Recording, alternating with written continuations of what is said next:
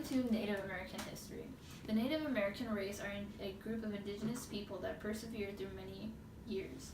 It's kind of surprising to think how they came to the Americas, even though the first civilization began in what we know as Mesopotamia.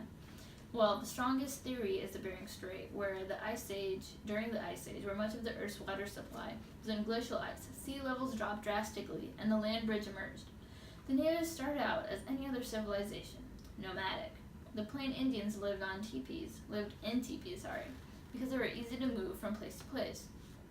They had to do this because they had to follow the seasonal grazing and migration of the bison. Some groups also advanced in terms of hunting for food. For example, the Great Basin natives used harpoons to take down larger sea mammals such as squid and salmon fish that largely sustained their society. They also created canoes to aid in fishing, which created a surplus of food during scarcity.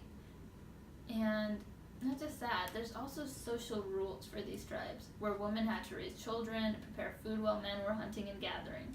This is a part of rule as like any other society, which was growing in the earth. Okay, one of the tribes, Iroquois, held women to higher regard than any other tribes. The women were in high regard in terms of making tribal decisions via council. So in the Pueblo, we like to grow maize, which is most of our harvest. And yeah, we also have some animals that we keep as well. Something I like to keep on me at all times is my turkey, which we harvest when they are all full. Welcome to the Native American history. The Columbian Exchange colonization resulted in the Spanish versus Native Americans in New Mexico.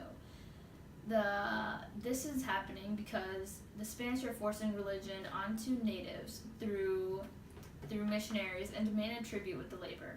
This is also seen when the English come because they need more land for farming and the pressure from the mother country along with the growing population.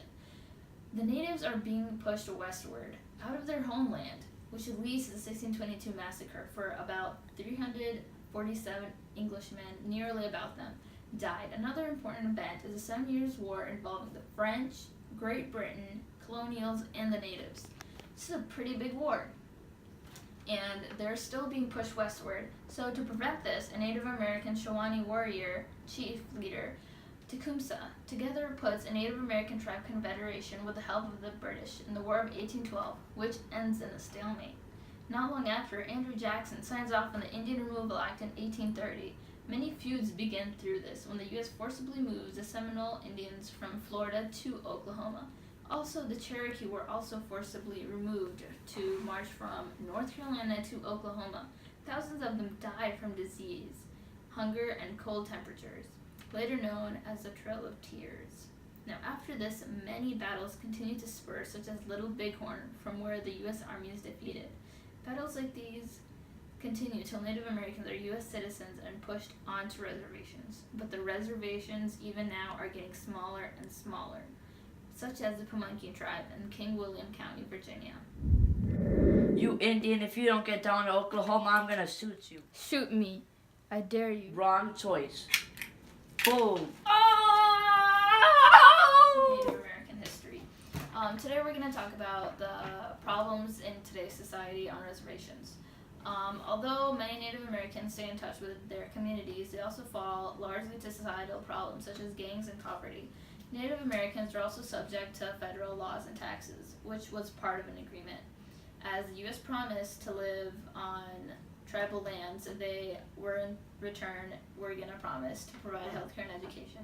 This is largely seen as a broken promise within Pine Ridge Reservation in South Dakota, where 90% of the residents live below the federal poverty line, where as many as 3 generations live in a 2-bedroom apartment with barely working facilities.